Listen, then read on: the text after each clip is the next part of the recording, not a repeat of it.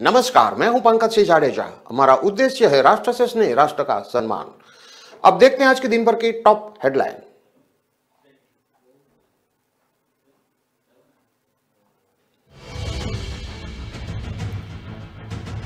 Paper leak mastermind के घर भी चल सकता है बुलडोजर। जयपुर जेडीए की टीम जांच करने पहुंची, नोटिस देने की तैयारी।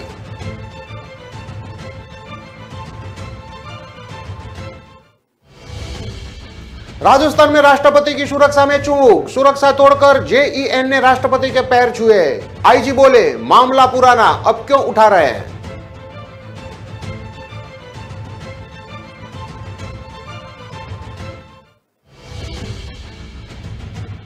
बहू ने जहर मिलाकर भिंडी की सब्जी सास को खिलाई। पति बोला, खाने के बाद तबीयत बिगड़ने से मां की मौत। मायके वालों के साथ रची साजिश।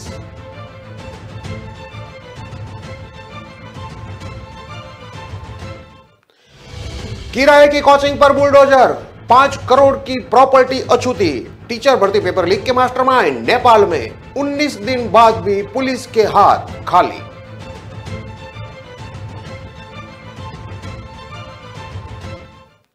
जयपुर में 5 साल की बच्ची से रेप की कोशिश, घर के बाहर खेल रही थी मासूम। टॉफी के बहाने उठा ले गया पड़ोसी।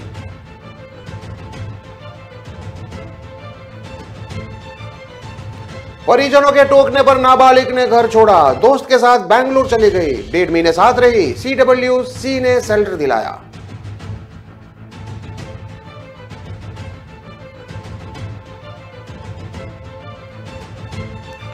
और कोर्ट से राहत नहीं, पूरी टूटेगी कोचिंग की बिल्डिंग। टीचर भर्ती पेपर लीक मामला, मालिक ने किया था स्टे लेने का प्रयास। अब देखते हैं खबरें विस्तार से। सीनियर टीचर भर्ती परीक्षा का पेपर लीक करने के मास्टरमाइंड भूपेंद्र सारण के जयपुर में अजमेर रोड स्थित आलीशान मकान पर अब जेडीए का बुलडोजर चल सकता है। मकान में किए गए अवैध निर्माण को लेकर आज जेडीए एनफोर्समेंट टीम के अधिकारी मौके पर पहुंचे। उन्होंने टेक्निकल टीम से मकान की जांच पड़ताल करवाना शुरू कर दिया है। संभावना है कि देर शाम तक जेडीए मकान मालिक के नाम नोटिस जारी कर सकता है। सारण का मकान अजमेर रोड पर पृथ्वीराज नगर नॉर्थ एरिया में बसी रजनी विहार कॉलोनी में प्लॉट नंबर 67C पर स्थित है। करीब 28 बाई 46 फीट प्लॉट पर यह घर 0 सेटबैक पर बना है। हालांकि जेडीए इस कॉलोनी को रेगुलाइजेशन कर चुका है, लेकिन मकान का निर्माण जेडीए की ओर से जारी साइट प्लान के मुताबिक नहीं है। साइट प्लान में कम से कम 15 फीट में फ्रंट और 8.3 फीट में बैक सेटबैक छोड़ना जरूरी है, जो नहीं छोड़ा गया है। मकान के आगे 4 फीट का रैंप और अन्य निर्माण करके सरकारी जमीन पर भी कब्जा कर रखा है। इधर जेडीए की एक दूसरी टीम पेपर लीक मामले के दूसरे मास्टरमाइंड सुरेश ढाका के यहां पहुंची। ढाका ने चित्रकूट वैशाली नगर स्थित नेमिसागर कॉलोनी में एक लग्जरी फ्लैट ले रखा है। आशापूर्ण एम्पायर में लिया गया ये फ्लैट ढाका ने अपने पिता मांगीलाल के नाम से खरीद रखा है। जेडीए की टीम अब इस फ्लैट के निर्माण और उसकी जांच पड़ताल के लिए भी मौके पर पहुंची है। इससे पहले जेडीए ने सोमवार को इस मास्टरमाइंड के कोचिंग सेंटर पर बड़ा एक्शन लिया था। जयपुर में गुर्जर की थड़ी स्थित अधिक सेंटर की 5 मंजिला बिल्डिंग को जेडीए ने जमींदोज कर दिया था। हालांकि यह कोचिंग सेंटर की बिल्डिंग का मालिक दूसरा था, जबकि भूपेंद्र सारण, सुरेश ढाका, धर्मेंद्र चौधरी और एक अन्य व्यक्ति मिलकर इस कोचिंग सेंटर को संचालित कर रहे थे। भूपेंद्र और सुरेश को पुलिस ने सीनियर भर्ती परीक्षा पेपर लीक का मास्टरमाइंड मानते हुए उनके खिलाफ एक्शन। भूपेंद्र सारण साल 2011 में जेएनएम भर्ती पेपर आउट प्रकरण और वर्ष 2022 में पुलिस कांस्टेबल भर्ती पेपर लीक मामले में भी शामिल था। वह जेल भी जा चुका है। पुलिस जयपुर से भूपेंद्र सारण की गर्लफ्रेंड और पत्नी को गिरफ्तार कर चुकी है। सुरेश ढाका सांचौर से 20 किलोमीटर दूर स्थित अचलपुर गांव का रहने वाला है। इसके पिता मांगीलाल अभी सरपंच है। पहले जेल भी जा चुका है। पहली बार मनी लॉन्ड्रिंग और दूसरी बार पेपर लीक में जेल गया था। जयपुर में गुर्जर की थड़ी पर कोचिंग क्लास चलाता है। चौंकाने वाली बात यह है कि सुरेश ढाका कई मंत्रियों के ट्विटर हैंडल और फेसबुक पेज हैंडल करता है।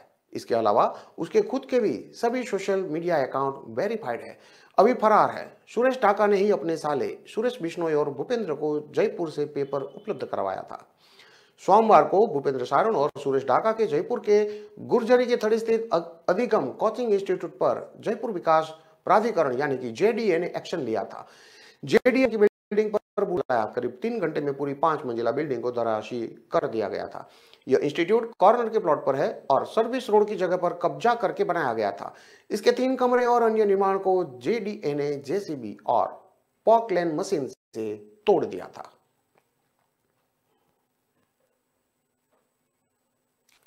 राष्ट्रपति द्रौपदी मुर्मू के राजस्थान दौरे के वक्त सुरक्षा में चूक का मामला सामने आया है। हेलीपैड पर 3 लेयर सुरक्षा तोड़कर एक महिला JEN ने राष्ट्रपति के पैर छू लिए।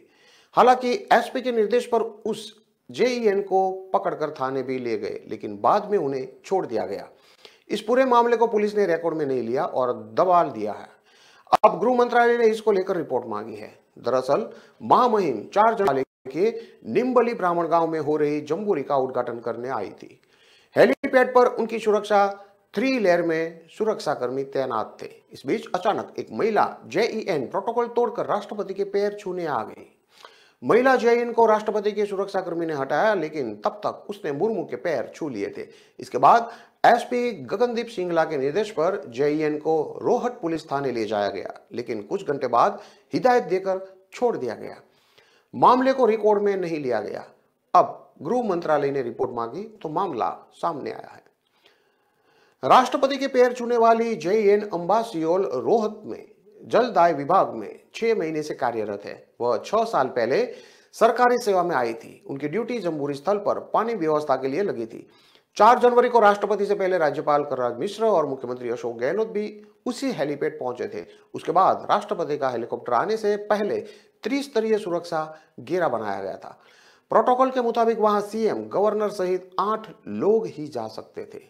इस घटनाक्रम को लेकर सवाल पूछने पर IG P रामजी ने कहा कि यह मामला पुराना हो गया है, अब क्यों उठा रहे हो। फिर कहा कि हेलीपैड पर क्या हुआ इसके बारे में मुझे कुछ भी पता नहीं है, क्योंकि उस वक्त हमारा ध्यान ही अलग होता है। आपको SP ही पूरी जानकारी दे सकते हैं, उनसे आप बात कर लो।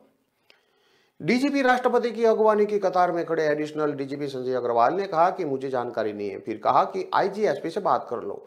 मीडिया ने कहा कि आप कतार में खड़े थे तो कहा, मैं खुद वहां पर था, लेकिन मेरा ध्यान कहीं और था। इस संबंध में IG या SP ही इसके बारे में बता सकते हैं। हेलीपैड पर IG कार्यालय के ASP अमृत कुमार सुरक्षा के प्रभारी थे। सोजत CO मृत्युंजय मिश्रा सह प्रभारी थे और 20 पुलिसकर्मी तैनात थे।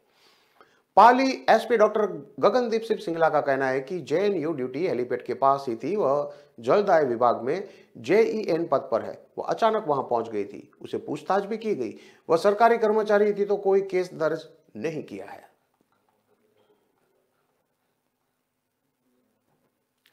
जयपुर में जहर देकर सास की हत्या करने का मामला सामने आया है। बहू पर आरोप है कि उसने भिंडी की सब्जी में जहर मिलाकर सास को दी थी, जिससे उसकी मौत हो गई। मालवीय नगर थाने में मृतका के पति ने रिपोर्ट दर्ज कराई है। ससुर ने बहू सहित 4 लोगों पर हत्या का मामला दर्ज कराया है। मृतका के पति का आरोप है कि गेहूं में रखने वाली दवाई यानी कि जहर निकालकर बहू ने सब्जी में मिलाकर सास को दे दी थी। बहू ने अपने परिवार के साथ इसकी प्लानिंग की। घर पर लगे CCTV फुटेज में बहू बगल के प्लाट में कुछ फेंकती हुई दिखाई भी दे रही है। अगस्त 2022 में इस घटना की वारदात FSL रिपोर्ट 9 जनवरी 2023 को सामने आई थी। मामले की जांच कर रहे मालवीय नगर थाने के SHO ने बताया कि FSL रिपोर्ट में भी जहर से मौत होने की बात सामने आई है। SHO हरि सिंह दूधवाला ने बताया कि मॉडल टाउन मालवीय नगर निवासी अशोक कुमार मीना, जो कि 63 साल के थे, उसने रिपोर्ट दर्ज करवाई है। वह भारतीय रेलवे से इंजीनियर के पद से रिटायर्ड है। अपनी पत्नी चंद्रकला, जो कि 60 साल की थी, बेटे राहुल कावट और बेटी वंदना कावट के साथ रहते थे। साल 2009 में बेटी वंदना की शादी हो गई। 2 मंजिला मकान में दंपति बेटे राहुल के साथ रहने लगे। दिसंबर 2017 में राहुल की शादी कठुमर अलवर निवासी सरोज से हुई। अशोक ने बताया कि शादी के बाद से ही बहू सरोज पति और सास से झगड़ा करती थी। अपने माँ बाप डकेली रमेश चंद्र और भाई रिंकू को बुलाकर भी झगड़ती थी। कोर्ट केस करके जेल में बंद कराने की धमकियां देती थी। अक्टूबर 2018 में पोते नैतिक के जन्मदिन के बाद झगड़े बंद नहीं हुए। करीब 2 साल से लगातार झगड़े से परिवार परेशान होता रहा। दिसंबर 2020 में ससुर रमेश ने घर आकर दामाद और बेटी को घर की पहली मंजिल पर बने पोर्शन में शिफ्ट करवा दिया। इसके बाद 7 दिन के लिए बेटी को अपने साथ ले जाने के लिए कहा। करीब 2 महीने तक नहीं लौटी तो 16 फरवरी 2021 को अशोक खुद जाकर बहू सरोज को घर लेकर आए। इसके बाद उसने दोबारा परिवार से झगड़ा करना शुरू कर दिया।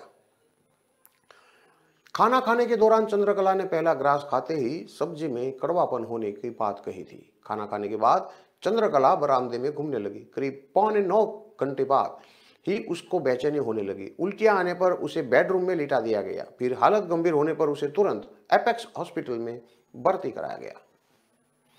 पीड़ित अशोक ने बताया कि 2 अगस्त की रात को डॉक्टर ने उसे आईसीयू में भर्ती कर लिया। इलाज के दौरान आईसीयू से बाहर आकर डॉक्टर ने बताया कि चंद्रकला ने जहर लिया है या दिया गया है। यह सुनते ही उनके होश उड़ गए। हमने तुरंत डॉक्टर से इलाज करने को कहा। डॉक्टर ने बताया कि जब तक कौन सा जहर है ये पता नहीं चल जाता, इलाज संभव नहीं है। डॉक्टर के कहने पर बेटा राहुल घर पर शीशी, रेपर या पुड़िया देखने के लिए पहुंचा। राहुल के घर पहुंचने पर पत्नी सरोज बेडरूम में सोती मिली। किचन में खाने के सभी बर्तन साफ थे। बची हुई सब्जी रोटी नहीं मिली। किचन के बाहर कूड़ेदान और फ्रिज को देखने पर खाने का कुछ सामान नहीं था। रात के बर्तन सुबह साफ होते थे, लेकिन सरोज ने रात को ही सभी बर्तन धो रखे थे। राहुल ने सरोज से खाने के बारे में पूछा तो वो हड़बड़ा गई। कहने लगी, सब्जी रोटी मैंने भी तो खाई है, मैंने भी मम्मी वाली सब्जी खाई है, मुझे तो कुछ नहीं हुआ। मम्मी कैसे बीमार हो गई? राहुल ने बोला, मम्मी के बिना प्याज की सब्जी खाई है और तूने प्याज वाली सब्जी खाई है, दोनों सब्जी एक जैसी नहीं थी। 3 अगस्त 2022 को इलाज के दौरान चंद्रकला की मौत हो गई। मेडिकल सूचना पर पुलिस अपेक्स हॉस्पिटल पहुंची। पुलिस ने जयपुरिया हॉस्पिटल में चंद्रकला का मेडिकल वार्ड से पोस्टमार्टम कराया। अपेक्स हॉस्पिटल की रिपोर्ट में चंद्रकला की मौत जहर से होने का बताया। जयपुरिया में हुए पोस्टमार्टम रिपोर्ट में मौत का कारण गोपनीय रखा गया था। पुलिस ने एफएसएल के लिए बिसरा भेजा था। चंद्रकला की मौत के करीब 1.5 महीने बाद पति अशोक ने बहू सरोज, उसके पिता रमेश चंद्र मीना, मां ढकेली और भाई रिंकू के खिलाफ हत्या कर सबूत मिटाने का मामला दर्ज करवाया है।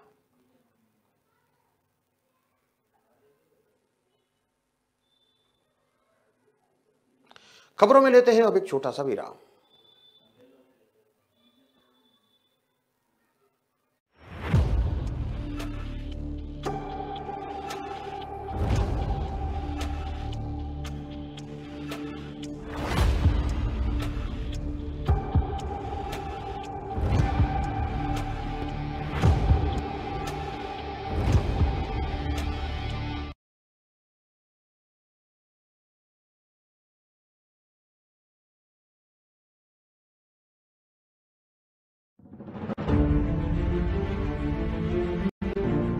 तारीख तारीख पर तारीख तारीख पर तारीख मिलती रही है। उठा उठा के पट दूंगा, उठा उठा के पट दूंगा।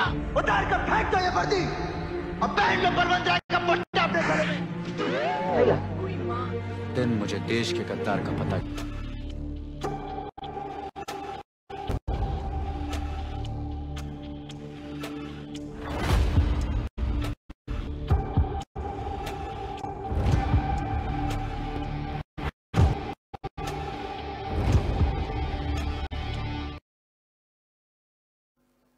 विराम के बाद एक बार फिर से आपका स्वागत है। अब देखते हैं आगे की और खबरें।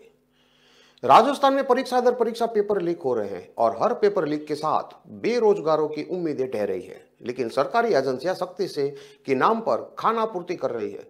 शिक्षक भर्ती परीक्षा के पेपर लीक मामले में जयपुर विकास प्राधिकरण यानी कि जेडीए ने सोमवार को मास्टरमाइंड सुरेश ढाका और भूपेंद्र सारण से जुड़े अधिगम कोचिंग सेंटर पर बुलडोजर चलाया।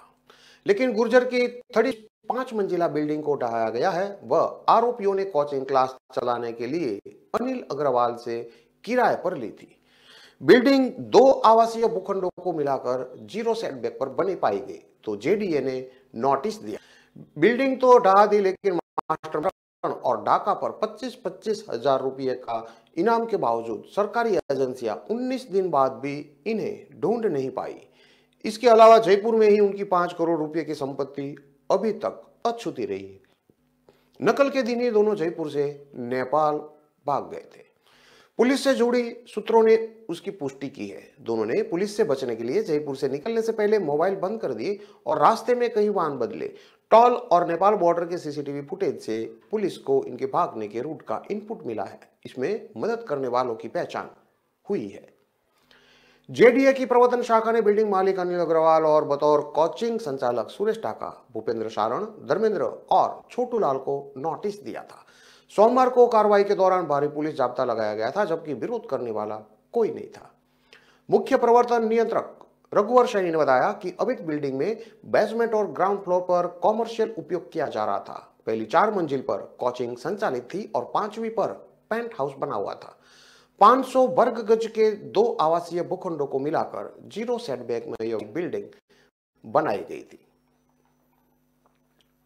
पेपर लीक से अधिगम कौन थी? इस कोचिंग में 600 से ज्यादा स्टूडेंट पढ़ रहे। इन बच्चों को सोशल मीडिया के जरिए मैसेज दिया गया है कि अब क्लास कोचिंग सेंटर में लगेगी, लेकिन वहां कोई भी बच्चा पुरानी कोचिंग का बैग नहीं लाएगा।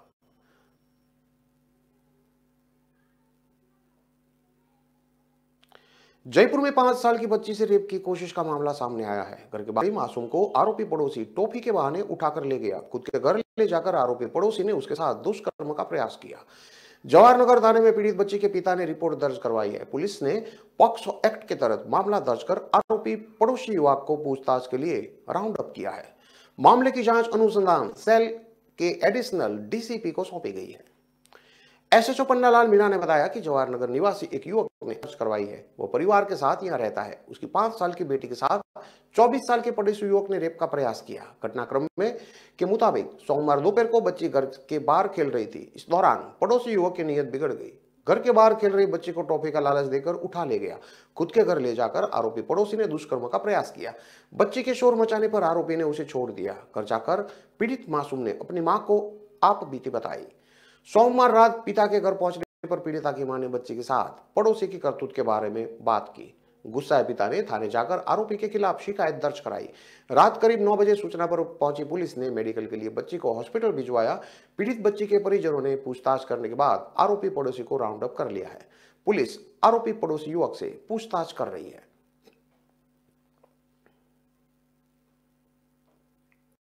जिले के कैथून थाना क्षेत्र के एक नाबालिग परिजनों के टोकने पर घर से बिना बताए निकल गई और अपने दोस्त के साथ घूमने के लिए बेंगलुरु चली गई। इधर परिजनों ने थाने में गुमशुदगी दर्ज करवाई। 1.5 महीने बाद नाबालिग वापस लौटी। पुलिस ने उसे दस्त बयान करके बाल कल्याण समिति यानी कि सीडब्ल्यूसी के सामने पेश किया। सीडब्ल्यूसी ने उससे बालिका गृह में अस्थायी आश्रय यानी कि शेल्टर दिलवाया है। बाल कल्याण समिति अध्यक्ष कनिज फातिमा ने बताया कि 16 साल तक 11वीं तक पढ़ी लिखी है। 3 बहन और एक भाई में सबसे बड़ी है। पिता टेंट हाउस की दुकान पर काम करते हैं। बालिका गांव में रहने वाले युवक से मोबाइल पर बात करती थी। परिजनों ने इस पर ऐतराज जताया और उसे बार बार टोकते थे। काउंसलिंग में बालिका ने बताया कि 17 नवंबर को उसके माता पिता घर पर नहीं थे। वो बिना बताए किसी परिचित के साथ निकल गई। 4-5 दिन पास के गांव में खेत में बने टपरी में रही। उसके बाद दोस्त के साथ बेंगलुरु घूमने चली गई। परिजनों द्वारा गुमशुदगी की शिकायत दर्ज करवाने की जानकारी मिलने पर वापस गाँव लौटी। फातिमा ने बताया कि बालिका का मेडिकल करवाया जा चुका है। 164 के बयान होना बाकी है। फिलहाल वो माता पिता के साथ नहीं जाना चाहती। शव की आवश्यकता होने पर उसे बालिका गृह में अस्थायी आश्रय दिलाया है। काउंसलिंग के बाद पुनर्वसन किया जाएगा। इस मामले में पुलिस अपनी कार्रवाई कर रही है। सीनियर टीचर भर्ती पेपर लीक मामले में अधिगम कोचिंग की बिल्डिंग के मालिक अनिल अग्रवाल को जयपुर विकास प्राधिकरण की ट्रिब्यूनल कोर्ट से भी सोमवार को कोई राहत नहीं मिली। जेडीए की कार्रवाई के दौरान दोपहर में भवन मालिक अग्रवाल ने कोर्ट में याचिका दायर करके स्टे लेने का प्रयास किया था। जेडीए की ओर से दी गई दलील सुनने के बाद कोर्ट ने भी स्टे देने से इनकार कर दिया। कोर्ट ने जेडीए की दलील सुनने के बाद अधूरी टूटी पड़ी बिल्डिंग को पूरी तरह ध्वस्त करने को कहा। वहां फैले मलबे का 2 दिन में हटवाने के आदेश भी दिए ताकि वहां से गुजरने वाले वाहनों और पैदल चलने वालों को कोई जान माल की हानि ना हो। साथ ही ये भी आदेश दिए कि भविष्य में यदि कोई अन्य विपरीत कार्रवाई की जाती है तो पीड़ित पक्ष को सुनवाई का उचित अवसर दिया जाएगा। जेडीए की कार्रवाई शुरू होने के बाद भवन मालिक अनिल अग्रवाल की तरफ से ट्रिब्यूनल से स्टे लेने का प्रयास किया गया था। जेडीए की ओर से दलील दी गई कि जिन 2 भूखंडों को मिलाकर ये बिल्डिंग बनाई गई है वह जेडीए से बिना अनुमति के बनाई गई है। यह बिल्डिंग कॉमर्शियल उपयोग के लिए बनाई गई, जबकि जमीन का टाइटल इसके लिए जेडीए ने भवन मालिक को नोटिस देकर 3 दिन में जवाब पेश करने का समय दिया। भवन मालिक ने 8 जनवरी शाम 5 बजे तक अपना जवाब पेश नहीं किया तो जेडीए की तरफ से लीगल नोटिस जारी करके कार्रवाई करने की चेतावनी दी गई और उसके बाद ये पूरी बिल्डिंग तोड़ दी गई। सोमवार को सीनियर टीचर्स भर्ती परीक्षा में पेपर लीक मामले में शामिल भूपेंद्र सारण और सुरेश ढाका के जयपुर के गुर्जर की थड़ी स्थित अधिनिगम कोचिंग इंस्टीट्यूट पर जयपुर विकास प्राधिकरण जेडीए ने एक्शन लिया है। जेडीए ने कोचिंग की बिल्डिंग पर बुलडोजर चलाया। करीब 2.25 घंटे में पूरी 5 मंजिला बिल्डिंग को धराशायी कर दिया गया। यह इंस्टीट्यूट कॉर्नर के प्लॉट पर है और सर्विस रोड की जगह पर कब्जा करके बनाई गई थी।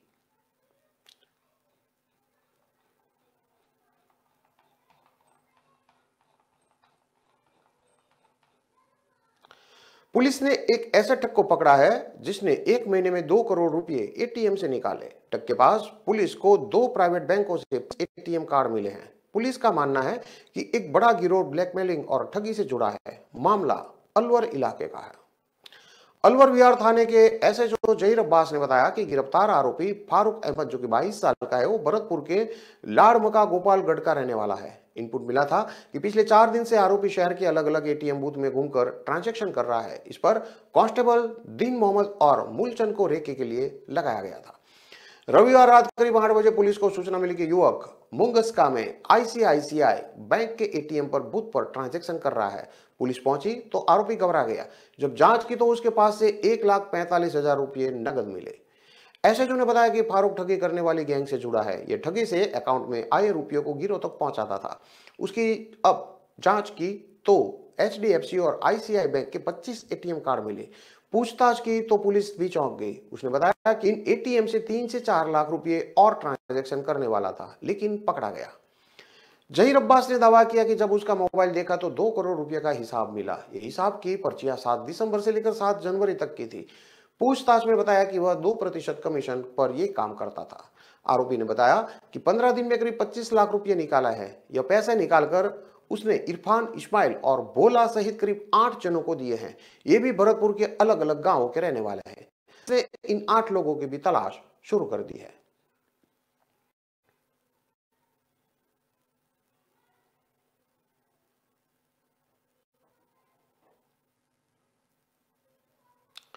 गुना में छात्राओं से असली हरकत करने और उन्हें पौर्न दिखाने के आरोपी शिक्षक को कोर्ट ने 6 साल की सजा सुनाई है। साथ ही आरोपी पर 1 लाख का जुर्माना भी लगाया है। यह 1 लाख रुपए पीड़ित छात्रा को दिए जाएंगे। इस मामले में 5 में से 4 छात्राएं कोर्ट में अपने बयानों से पलट गई थी, लेकिन केवल एक छात्रा अपने बयान पर अडिग रही। उसी के बयान के आधार पर कोर्ट ने आरोपी को दोषी माना। पॉक्सो मामलों की विशेष न्यायाधीश वर्षा शर्मा ने इस केस में फैसला सुनाया। वहीं शासन की ओर से एडीपीओ ममता दीक्षित ने पैरवी की। गुना में सरकारी बायोलॉजिकल टीचर प्रदीप सोलंकी छात्राओं को पोर्न दिखाता था। छात्राओं का आरोप था कि टीचर उन्हें जब देखो तब रिप्रोडक्टिव चैप्टर ही पढ़ाते रहते थे। शिक्षक कहते हैं कि ये उनके फ्यूचर में काम आएगा। छात्राओं ने 22 दिसंबर 2021 को वार्डन को पत्र लिखा था। वार्डन ने कैंट थाने में टीचर के खिलाफ शिकायत दर्ज कराई थी। शिकायत पर टीचर के खिलाफ छेड़खानी, पॉक्सो एक्ट और जेजे एक्ट के तहत केस दर्ज कर टीचर को अरेस्ट कर लिया गया था। एक छात्रा ने लेटर में लिखा था कि टीचर क्लासरूम के बजाय बायोलॉजी लैब में ज्यादा क्लास लेते हैं। एक दिन वह अपने दोस्त के साथ प्रैक्टिस की कॉपी लेने गई थी। टीचर ने उसे जबरदस्ती करने की कोशिश, वह किसी तरह छूटकर भागी। जब कहा कि आरोप आपकी शिकायत करेंगे, वो कहते थे कि वह जल्द स्कूल से प्रिंसिपल बनने वाले हैं, कोई कुछ नहीं बिगाड़ पाएगा। मामला सामने आने के बाद बाल कल्याण समिति जांच करने स्कूल पहुंची थी। इस दौरान स्कूल की पुरानी छात्राएं भी पहुंच गई थी। उन्होंने बताया था 7 साल पहले भी टीचर ने उनके साथ ऐसी हरकतें की थी।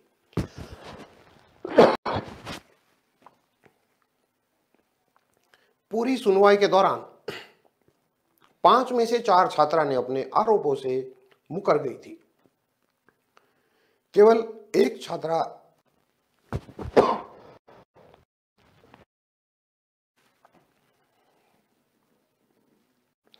अपने बयान पर टिकी रही।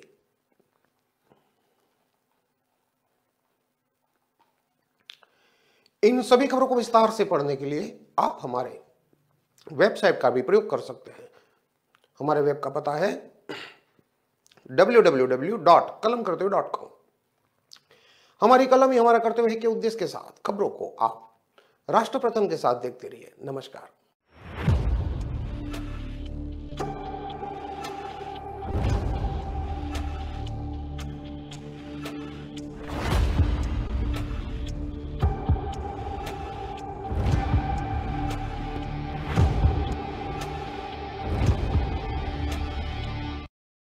મિત્રો, નાના ઉદ્યોગની